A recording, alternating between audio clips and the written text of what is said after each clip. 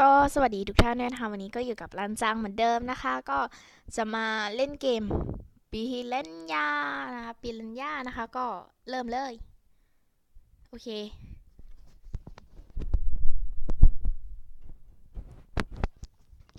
ลองเล่นมาแล้วอะค่ะตาหนึ่งก็หนุกอยู่พอใช้ได้ก็เลยเอามาเล่น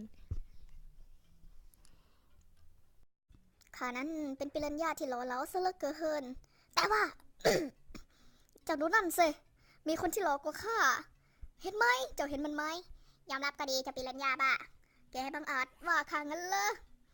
ตายไปซะเจ้ามนุษย์บ้าข้าจะกัดให้เป็นเหลือชิ้นดีเลยดีแน่นี่แน่นี่แน่นี่แน่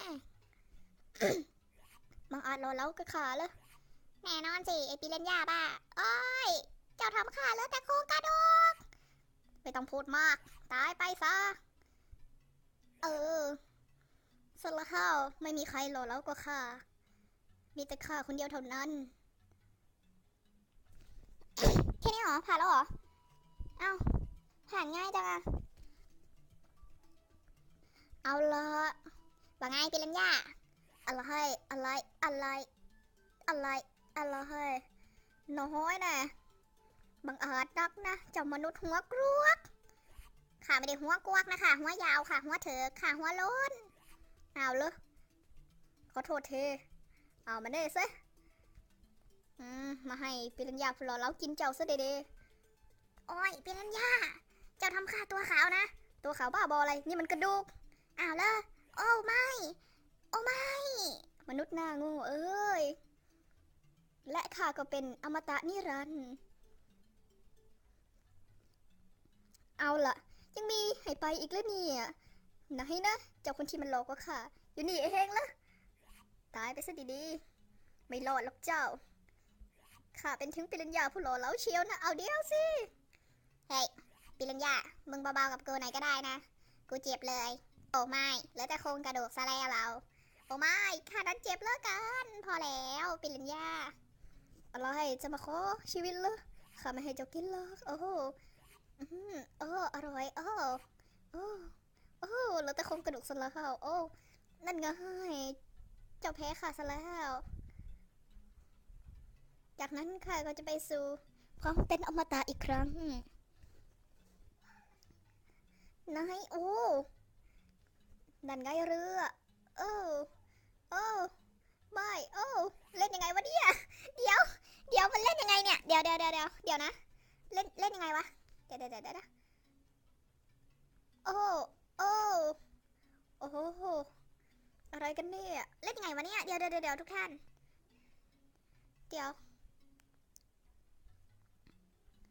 มันเล่นยังไงวะหนูงงโอ้โอ้ไม่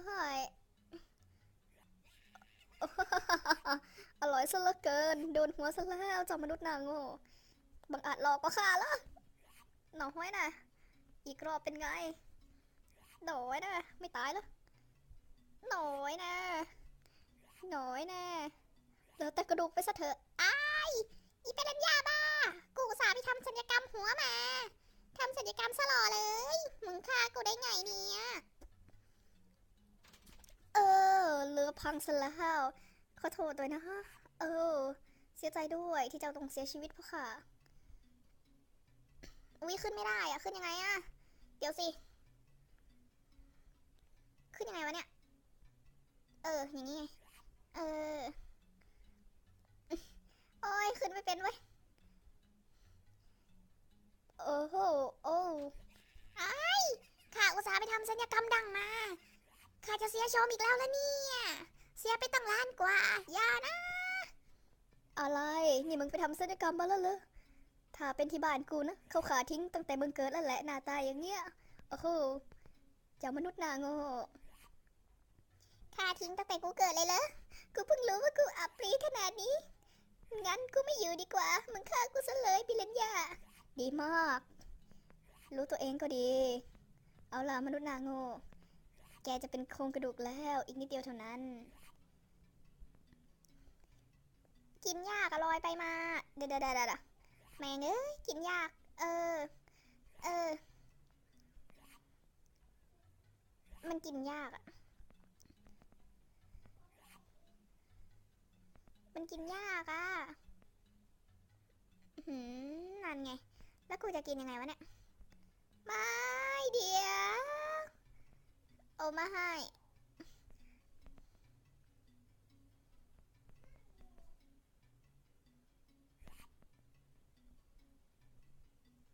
โอ้ยมาให้เอ้ยขึ้นไม่ได้เออเออเออเอ้ยค้างขึ้นไม่ได้เฟ้ยอืมอืมอืมกัดหัวแม่งเลยอ้ายช่วยฉันด้วยบาบิเลนยาจะข่มขืนฉันอุ๊ยกูตายห่าเลย กูตายเลย ขาดอากาศหายใจ กูตายห่าเลยโครงกระดูกเลยโอ้โหควายกำมาเดะก็ขอลาทุกคนเพียงเท่านี้นะคะ